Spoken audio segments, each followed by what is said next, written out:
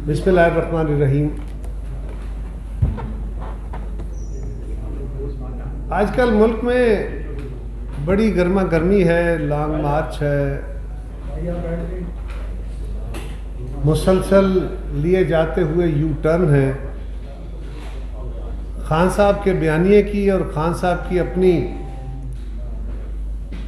कोई ना कोई रोज़ नया उनका फेस सामने आ रहा होता है, कोई ना कोई रोज़ नया यू टर्न उनका सामने आ रहा होता है। और कमाल ये है कि वो बड़ी मुस्तकिल मिजाजी के साथ गलत बयानी करते जा रहे हैं। कौम को रोज़ किसी नए ट्रक के पीछे लगा देते हैं।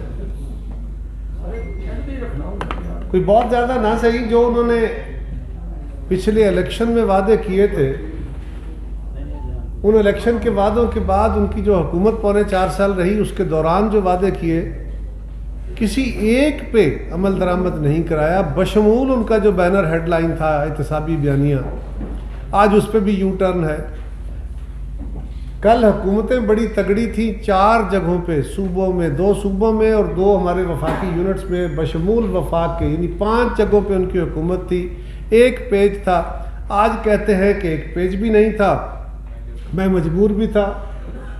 चेयरमैन नैब की गर्दन पे उनका अंगूठा था और अपने मुखालिफों के ख़िलाफ़ जो चाहते थे वो कार्रवाइयाँ कराते थे, और फिर आज कहते हैं कि चेयरमैन मेरे काबू में नहीं था। इलेक्शन कमीशन से 8 साल तक तारीखें लेते रहे ममनुआ फंडिंग और फॉरेन फंडिंग पे। जब तारीख नहीं मिली तो कहा कि ये बड़ा ख़राब आदमी है, उस पर यू टर्न लिया। खान साहब की हुकूमत के ख़िलाफ़ हमने तहरीक शुरू की तो कहते थे कि कुछ नहीं कर सकते, ये मेरे काबू में आ गए हैं, ये मेरे ख़िलाफ़ अदम एतमाद लाएं। अब तो काबू आए हैं, मैं इनको छोड़ूंगा नहीं। बड़े शुक्र अदा करते थे। और जब उनके खिलाफ हुकूमत उनके जाने के लिए तहरीक पेश हुई तो फिर तारीख की बदतरीन किस्म के यू टर्न लिए गए। पाकिस्तान की पार्लिमान पे हमला कर दिया गया, स्पीकर और डिप्टी स्पीकर को इस्तेमाल करके। ख़ुद वज़ीर आज़म और सदर के ऑफिस ने पार्लिमान यानी कौमी असम्बली तोड़ दी, असम्बलियों के डिसोल्यूशन का आर्डर कर दिया। और जो कुछ हुआ उसके बाद पंजाब में एक तमाशा लगाया, वो भी आपके सारों के सामने है। तो जो खान साहब का एतमाद था वो हवा में उड़ा। उसके बाद उन्होंने एक अमरीकी साजिश का बयानिया कि मेरे खिलाफ आलमी साजिश हो गई है, और हमारी हुकूमत को कहा कि ये तो जी आलमी साजिश के नतीजे में हमारे कौमी इदारों के ऊपर इल्ज़ाम लगाया कि उनके ज़रिए इन्होंने साजिश की है और मिलकर इन्होंने गवर्नमेंट बना ली है, ये इम्पोर्टेड हुकूमत है। उसके ऊपर पाकिस्तान के खारजा ताल्लुकात से खेले।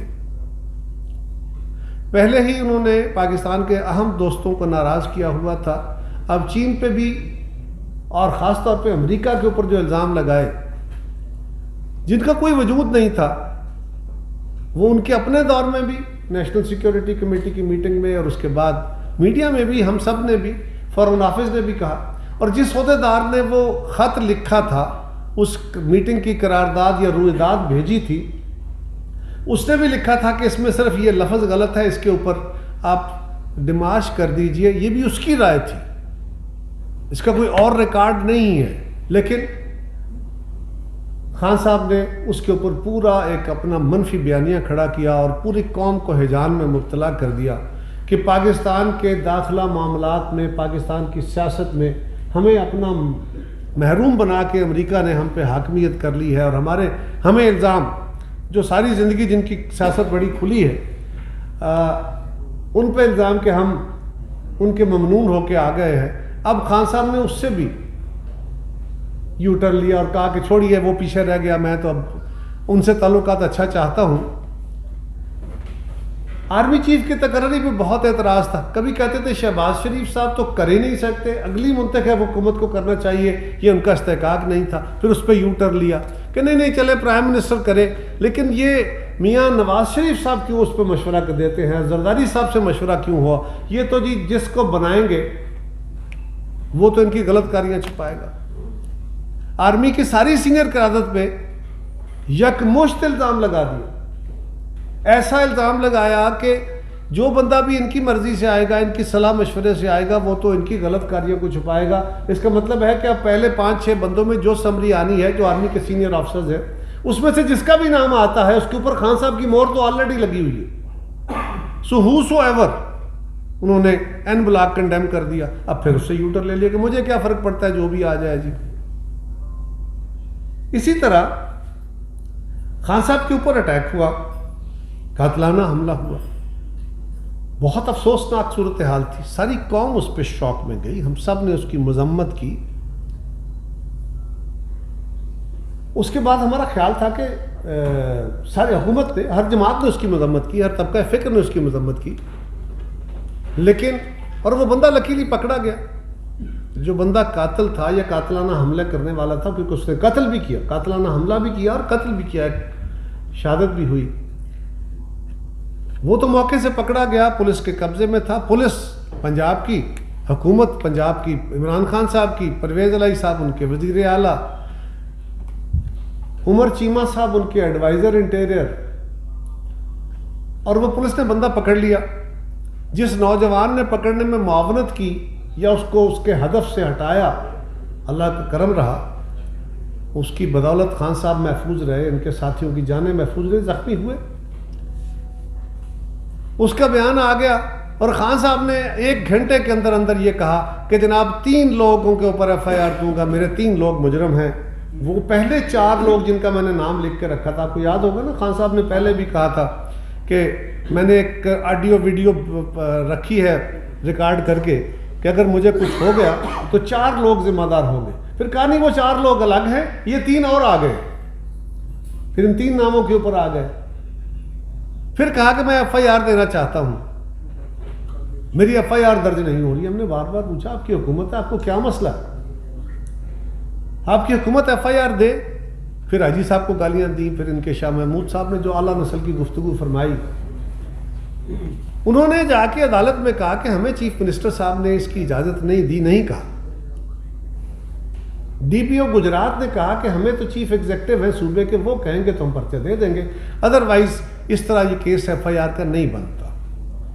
हमने बार बार कहा कि जनाब आप अदालत जाते हैं, मीडिया में आते हैं, रोज़ गालियां देते हैं, IG को धमकियां देते हैं, आप चीफ मिनिस्टर, जो आपके अपने चीफ मिनिस्टर हैं, आप अपने उमर चीमा साहब जो आपके अपने एडवाइज़र हैं, आप उन्हें तो कहिए ना चीफ मिनिस्टर साहब नाम लेके कहें कि फलां फलां बंदे पे FIR दो, पुलिस को इंस्ट्रक्शन तो दें। आप वो दरवाजे खटखटा रहे हैं जहां से आपको इंसाफ मिलेगा या क्या होगा, लेकिन आप जो आपका अपना है वो जिम्मेदारी नहीं कर रहे। और फिर ये कि देखें जनाब, एक मजलूमियत का एक बहाना बना रहे हैं कि देखें मैं वज़ीर आज़म साबिक हूँ, मेरी हुकूमत है, मैं FIR दर्ज नहीं करा सकता। किस पे इल्ज़ाम दे रहे हैं? अपनी एजेंसियों पे, अपने इदारों पे, उन्हीं को कह रहे हैं ना। फिर उस पर यूटर्न, फिर कह रहे थे फॉरेन्स, मैं तो, मेरा मसला क्या, मैं लॉन्ग मार्च करूंगा, मैं इस हुकूमत को चलता कर दूंगा, ये इंपोर्टेड हुकूमत है, पाकिस्तान के मसाइल में इजाफा कर दिया है, फला फला फला, इकॉनमी का बेड़ा खुद गर्क किया, पाकिस्तान के खारजा ताल्लुकात का बेड़ा खुद गर्क किया, पाकिस्तान की नेशनल हार्मनी को खुद तबाह किया, पाकिस्तान के कौमी इदारों बशमूल इलेक्शन कमीशन हो, पाकिस्तान की फ़ौज हो, पाकिस्तान की एजेंसियाँ हो, अदलिया हो, पाकिस्तान की सियासी जमातें हो, मीडिया हो। आपको भी याद होगा खान साहब की हुकूमत में आजकल हमारे मीडिया के कुछ दोस्त बड़े ज़ोर ज़ोर से एतराज़ उठाते हैं। यही हमें कहते थे कि जितनी पाबंदी हमें आज है, खान साहब के दौर में इतनी तो मार्शल लॉ के दौर में भी नहीं थी।